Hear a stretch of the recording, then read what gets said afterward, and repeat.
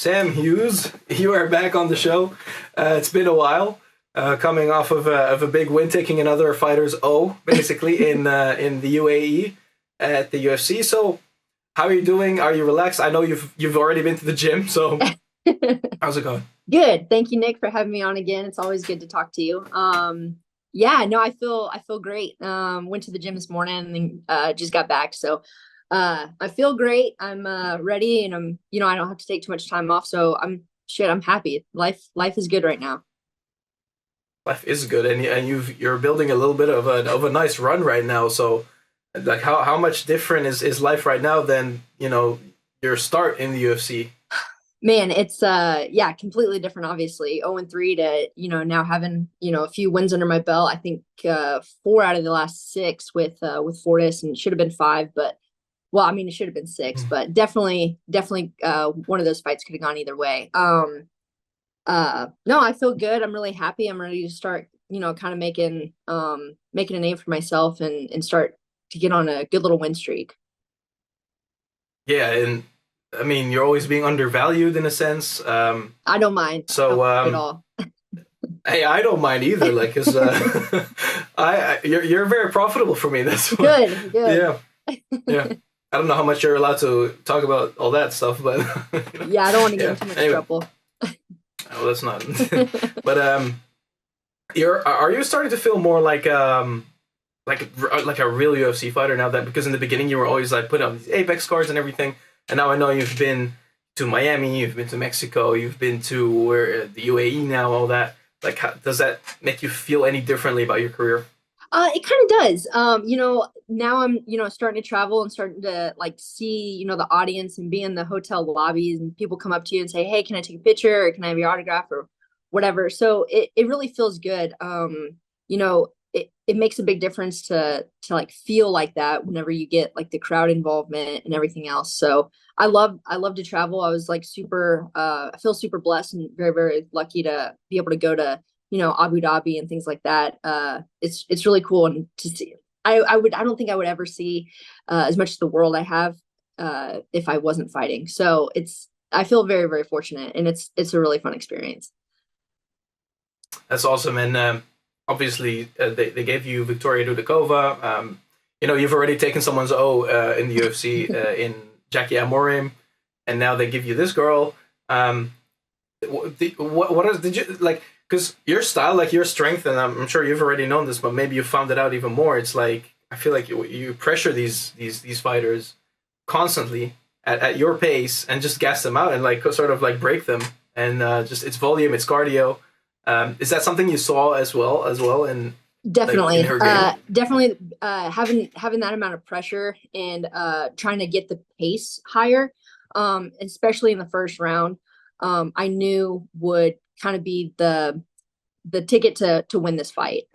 Because I saw that she got tired in previous rounds, and even with Jackie, like these fighters are only so used to going in the first round, like finishing it, and so I hate to say it because it's an overused term, but like dragging somebody into deep water, it changes things. And if you don't have that cage experience in there, you can start to panic a little bit, and then that taps your cardio even more. So I think that was just the game plan. But I'm excited. I felt like I got to showcase a little bit more as a striker and especially as my wrestling defense.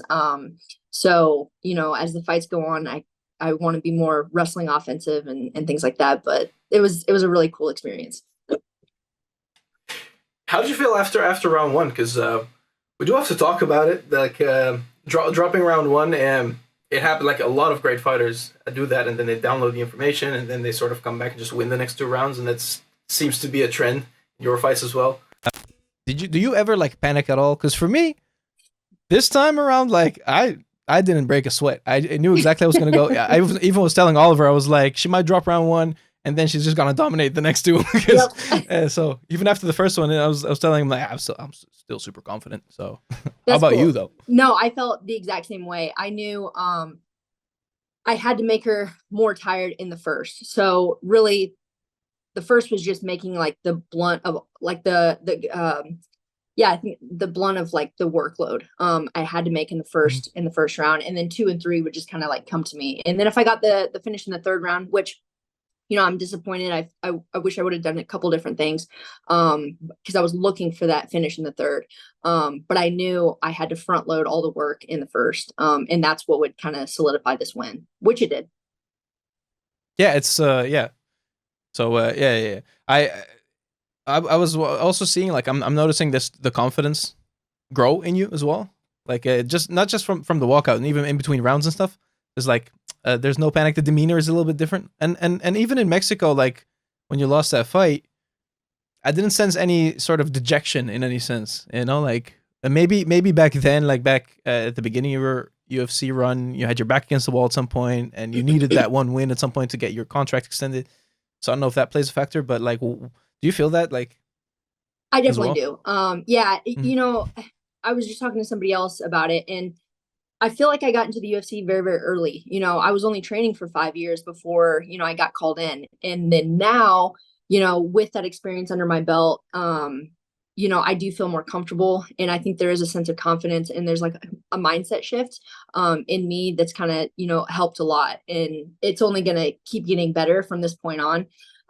So, being surrounded by, that level at Fortis, like Macy, it's pretty cool. There is a certain amount of confidence that you get just by knowing that what you're doing with these other super high level fighters on a daily basis. So I think that's changing for me, and I'm really enjoying the outcome.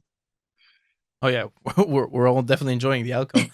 So it's you seem to have this role in the UFC now, and you seem to like relish in it of being like that test. Like they want to throw these undefeated girls at you. Like do you I don't know if you take like pride in that, or do you see it as honor, or do you want to be given the bigger fights now? Well, yeah, I definitely want the bigger fights. I think I've shown the UFC. I've been tested. I am starting to break all these undefeated prospects that are coming in. So that's a really cool thing for me. But overall, I just like to win. I don't really care who it is. Mhm. So that's all I'm really focused on. I don't care about the name or anything like that. I just love winning. So you don't really have any call outs, anyone that you'd like to fight like realistically right now? No, not really. I Mhm. mean, I would like to get one more in before maybe we get like a top 15 fight. I think that would be pretty cool. But I want to fight in the States. I don't want to necessarily fight in the Apex, but I would love to, travel around in whatever cards they have or fight nights in the States. I Mhm. think that would be pretty cool. I kind of want to fight in my own backyard. I've gone to other people's backyards and done the whole thing. So for the next few, I'd like to fight in the States. Are those like these external factors, such as like enjoying the outside, the other sides of what this career brings you, like the travel and everything?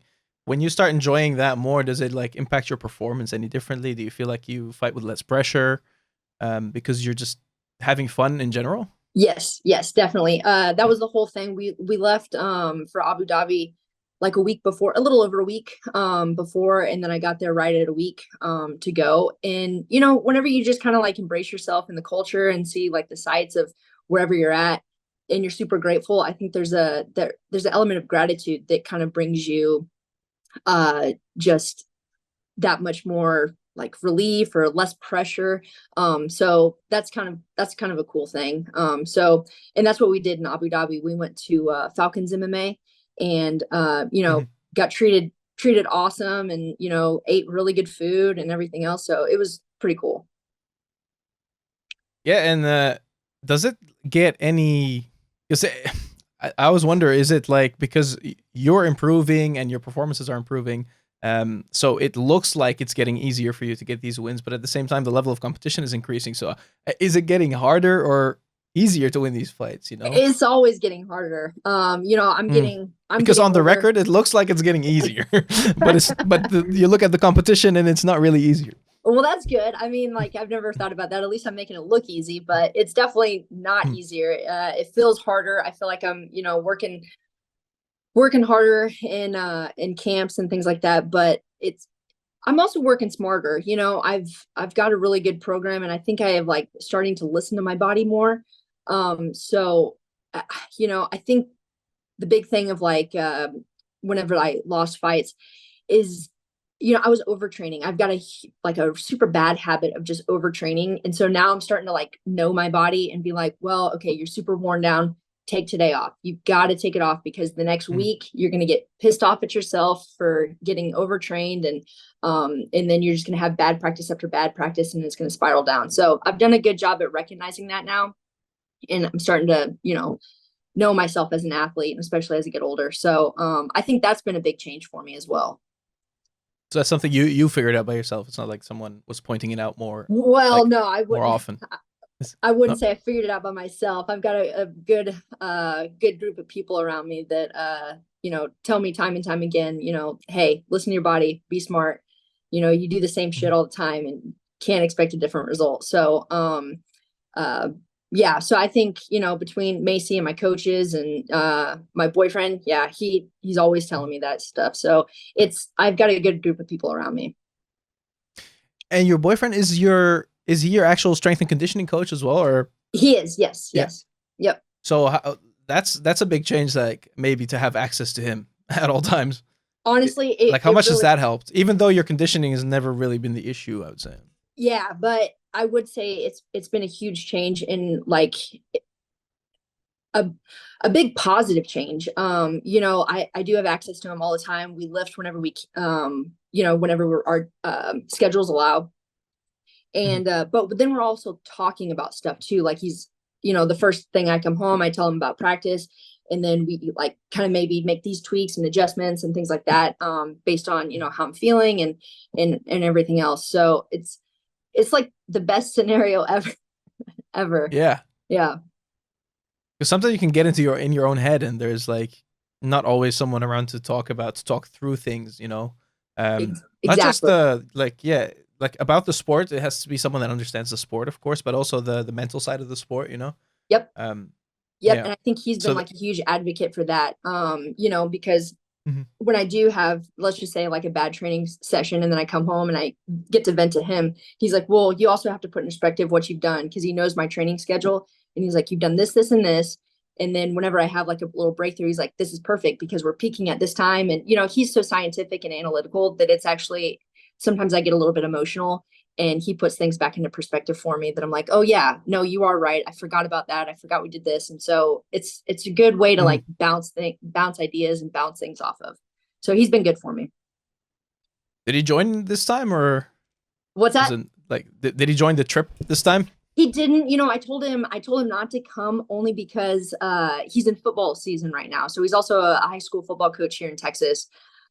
Yeah. And so, you know, they had practice all the way up until Friday. And I was like, it's a 16-hour trip. Like, you go all the way over there. You're there for maybe 8 hours to watch me fight. And then you got to turn all the way back around. I was like, I'm not going to do that to you. And then you got to roll into the office on Monday. I was like, that is cruel and unusual punishment. So I'm not going to do that to you. So he did stay. And then, but I told him next time, I said, you're definitely coming next time. And so it was good. And what are some of your favorite things that you've done abroad, basically, in those foreign countries that you've been to? Oh, man. Because we didn't talk after Mexico. Yeah. So Mexico, I'll start off with Mexico. We'll start with Mexico. Mexico, I fell in love with. It is so awesome. We did a bunch of like really cool hikes up in the mountains. And I forget what city we were in, but we did this whole like, it's almost like a shaman ritual where they had like this mud hut. And then they got it super fucking hot, and we had like a full sweat session, and they were doing like the like these like ancestral chants and things like that. And then they put a bunch of like eucalyptus and herbs in the sauna, so it got like, I don't know, it was like supposed to be like a purity and like a purifying experience. The coolest experience I've ever had. It was awesome, and it lasted about an hour. And it also like helped with the weight cut too. So that was really cool. Yeah, so it was pre-fight. I was wondering. Yes, it was pre-fight. And it just felt like so cleansing afterwards. I would totally go back there and do it again. Let's see. Ate really good food, like the best. I love Mexican food in general. So eating all the food in Mexico was awesome. And then in Abu Dhabi, we went to, I think it's called the Emirates Mall, we didn't get to make it to the Dubai Mall, but we went to the Emirates, and there's a whole ski slope in the freaking mall. Oh yeah. Yeah. That one, And yeah. like it was funny, it was because I was talking to somebody and I was like, the mall is huge. And they were like, well, did you go to the Dubai Mall? And I was like, no. And they're like, it's like 3 times as big. And I was like, I got lost in the Emirates Mall. Like I can't even go to the Dubai Mall because I'm for sure gonna get lost. But we went skiing, and then they had like a, you know, like a zip line in there. They had those like huge like hamster wheels that you can like fall downhill, and it's super fun. But yeah, it was The hamster ball, the one where you in. yeah. You get down and then they just push you down a hill, and you like it's really cool.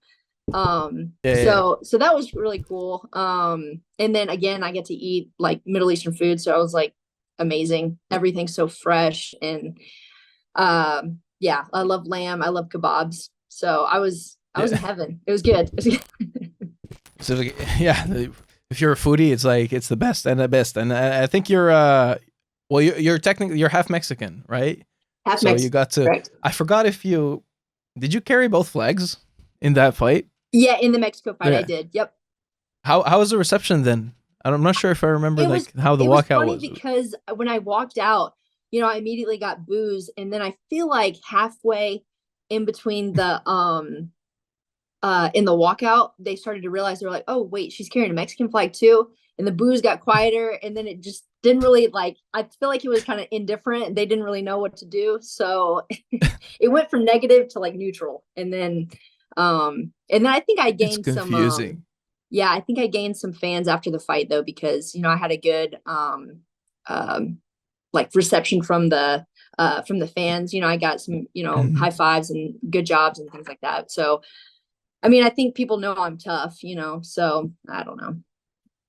Hey, I mean, they appreciate people fighting like a Mexican, basically. Yeah, I think they that was a war then. Remember? Do you notice a difference between the? I always notice a difference between fan bases across the world and stuff. But they say, like, especially to American fighters, the American audience, it always seems so toxic. These are my words, not yours. I'm saying like right now, but what I noticed, especially in the UK, Ireland, and I don't know about Mexico, but maybe they're the same. Obviously, they're ride or die for their people, for their fighters. But there's a respect for the fight. It's just literally, it's like, we're supporting this person, but we have nothing against you. You know, right? Do you notice that more like abroad? Is that something that? I would the opposite of how it's like in America. Like maybe the audience is like more educated on fighting. Yeah, you know, I would say that. Man, I noticed whenever I walked out in Abu Dhabi that, you know, like the crowd felt like really good and really like receptive towards me. But you know, like I think even in the beginning of the fight, there was a lot of crowds for Dudakova, but then there was like a switch, and they started like saying like USA. So I think they just like good fights. I think across the board, people just like good fights. Yeah. So I think once you start fighting like that, they just start to cheer, and they don't really care. I think just a lot of like a huge Russian population there. Yes. For some reason, and I know the reason their fighters are there, but like the fans that come with it, shows that there's a Russian community, I guess. Yeah. Oh, definitely. Yeah, definitely. I have you felt seen like Khabib's gym? Sorry, no, continue. But there was I saw a lot of flyers for it, but we didn't actually go there. I don't know how receptive they were towards women though. I know they love like the Russian fighters, but I didn't notice like a lot of love from the women's side, but I don't know. Oh, from the crowd towards women's fighters, or like not they're not being women in the crowd or something. Oh, no, towards women fighters. Yep. Yeah, towards women fighters. Maybe it's like, I feel like in general in those areas, in the Gulf states, it's like, because it's very new, and even MMA, I don't know how. I'm always confused of how educated they are on the fighting aspect of things. Like the atmosphere needs a bit of work, but I feel that a lot more in Saudi Arabia, because they're investing a lot of money in it now, and they're also sponsoring that Noche UFC. I'm glad they're doing this one in the Sphere, because every time I see these events in Saudi Arabia, I'm like, I'm missing some atmosphere in a sense. Yeah. You know? Well, yeah. I probably don't really want to fight there so much if the atmosphere is different, but But yeah, Well, I don't think Saudi Arabia is gonna have any women's fights. women's anytime fighters, no, soon. not at all. They still have to adapt, you know. But at least the UAE, that's a big growth for them already. Yeah. So Yeah. and it's cool that you get to see it. Who are some of your favorites to watch right now? I'm curious because there have been so many developments, so much new talent. People have been exploding, basically. Yeah, no, I was actually really excited to get back into the arena and watch Mackenzie Dern and Loopy. You know, since Loopy and I have fought a couple times, I'm always excited to watch her fight. And you know, the two weird things whenever we tested positive for COVID the one time and then the fight fell through. And then I got really hurt in a training camp for her. And then had to pull out. So I'm always rooting for Loopy until I fight her again. And then obviously, Marab, I'm always excited to watch him fight because he's like the cardio king, and like just the wrestling is crazy. I love watching his scrambles and his wrestling. And then, you know, I'm always keeping notice on, you know, the up and coming prospects and who they might put me up against. So I'm always watching fights. I'm always kind of trying to be aware and intelligent to who's coming up behind me and or who they might match me up with. So those are probably like the big ones that I'm watching. Do you think now like Loopy, I think she's lost 2 in a row now? You know? Yeah. Granted against really with, high competition. Virna and then now Mackenzie. Yeah, but those are, you know, top 5, and then Mackenzie's 7, something like that. Yeah, I'm not sure about, but she's definitely in the rankings. And then Virna obviously is going to fight for the title next, they say. Exactly. So, she's very good. Yeah. So do you think it would be realistic to have that fight happen now, because you were already booked to fight her again? Yep. Right. So is that one that you might want? I'm sure that they're gonna try to match that up. I just don't know how fast. But yeah, but I know we're eventually gonna fight each other. You know, it's just when. Yeah. How many fights you got left in your contract now? Two left. You do have 2 left. So okay, nice. 2 left. Oh well, I mean, hopefully, you know, another extension. I'm sure like you can see yourself going for how long? Like, you still want to go. You still got a lot. I hope so. I mean, shit, I'm trying to, you know, ride this thing as long as it'll take me. But it would be nice to fight until like 36. So if I had, you know, another 4 years left, man, I'm happy. I'm like super happy. Oh, is it like any other goals that you have now outside of fighting that sort of you got more time for now that everything seems to be lining up in your life? Yeah. I mean, I want to travel some more. I want to, you know, I've just been kind of focused on my coaching career and, you know, helping out with the school that I'm at, with a private school, coaching track, cross country, and now volleyball. So, you know, I'm super happy with that. I like giving back to the community and helping these young athletes kind of grow up and, you know, developing them. So that's kind of cool. That's kind of just my goals right now, though. Just really focused on fighting, growing myself as an athlete as well as being a coach. So that's kind of all I got on the list. I love it. So since you're involved in all those sports now, are you following the Olympics at all? Oh my gosh, yes. We were watching towards the tail end of the week. Track and field started, so you know, of course, I was watching that. And then gymnastics, I love watching. Let's see, what's the other one, and then wrestling for this week. So it's been good. Those are kind of like the 3 sports that I watch. And then anything else that comes up, you know, I'll watch. The memes of the shooting like is really fun. Yeah, So that guy, that amazing. gets me. And then and then that one girl, she's all over Instagram now, is that Iona from the rugby team. So it made me watch rugby, you know. So it's pretty cool. I love the Olympics though. So it's like it's the time that, I mean, to be honest, like this is the first time I've this is the least I've ever watched. I don't know if it has to do with any of those controversies that are going on or anything like that, but I always love the fringe, that it gets you to watch these fringe sports and things that you'd never ever watch or didn't even know existed. Exactly. You know? So, yeah. Exactly. MMA might be in next time. Yeah, They're actually advocating for it. Yep, I saw that. They were they're kind of pushing for that. But yeah. It'll be interesting to see kind of how that works out, but you know. Yeah, because so there's these organizations like IMMAF, is it? I think, and Gamma. Yep. I know IMMAF their whole, it was their intention to sort of Olympicize the sport in a way, make it Olympics friendly. Yep. And I attended, like, I was working part of Gamma when it was in Amsterdam too, and it was like, it really felt like an Olympic sport with the rules and the scoring and the way they did it. So I don't know what's standing in the way. Yeah.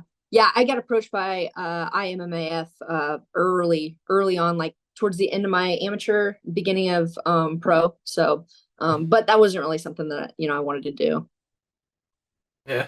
And have you? I mean, you caught the whole thing with the gender testing in boxing and stuff like that. That's a whole conversation that I think would be appropriate to have with female fighters. Yeah. So I've heard both things though. I heard that technically she is a female, but just high testosterone, but definitely XY chromosomes. Yeah. So the last thing I heard yesterday, they had this the guy that tested them from the IBA. I think it was the IBA. It's called the International Boxing Association. The one that was dismissed by the Olympic Association.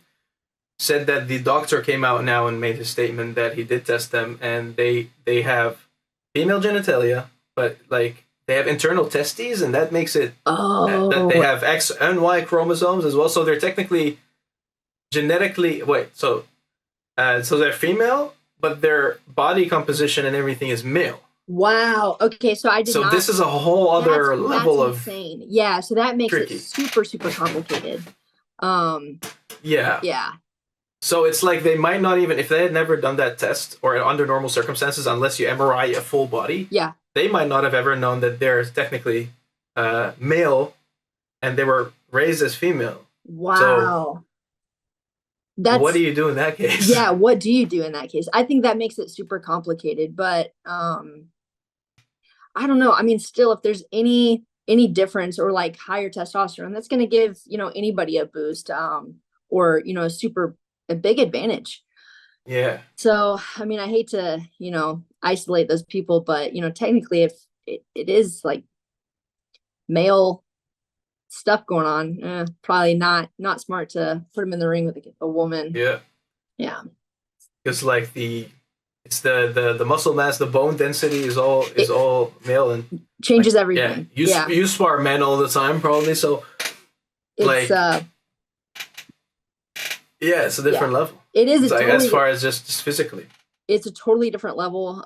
It changes everything. That's you can't do that. Yeah. I was torn though, because when everybody was posting about, it's definitely a man.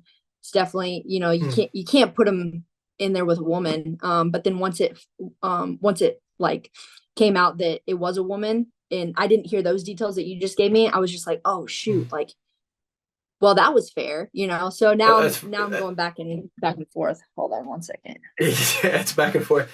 It's weird because so at first people were all apologizing, like it was unfair because people were saying this is a transgender fighter. I don't know what. Turns out they're born a woman and they had to have the security around them and stuff. It never changed my opinion though on the fact that because the whole thing was they have X and Y chromosomes and they have the higher testosterone levels. Still doesn't change the fact that that's the case scientifically, right? Yeah. So even if you were raised as a woman, technically, it still doesn't change the whole debate. Like people were very quick to like apologize. Sure, yeah, you deserve an apology for me assuming things about you, but also it doesn't change the whole debate about your advantages. Right. So, yeah. Exactly. People were very quick to become too apologetic and forget about that whole dangerous aspect of it. Yeah, and it's a huge danger, and that's what that the Italian fighter was saying is like, I've never been hit so hard. And it's like that changes everything. Yeah. Like you're exactly right. Bone density, and then just the advantage that testosterone has on the body in general. Like that should be your number one thing. It's like,